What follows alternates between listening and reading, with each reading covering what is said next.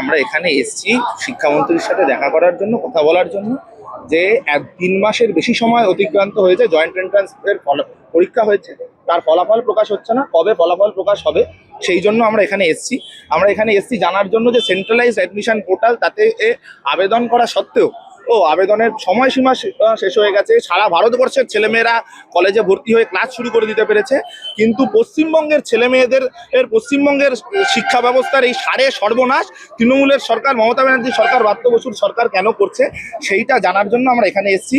অবিলম্বে admission portal খুলে তাতে ভর্তি প্রক্রিয়া চালু করতে হবে, সেই জন্য আমরা আজকে এখানে এসেছি।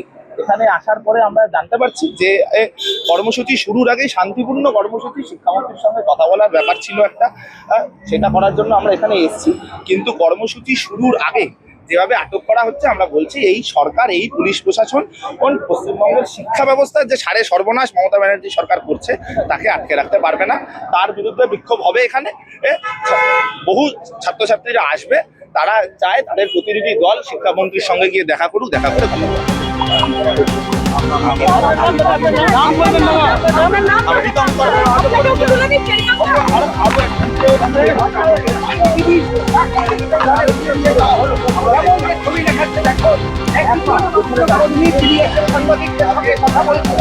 এবং সঙ্গে সঙ্গে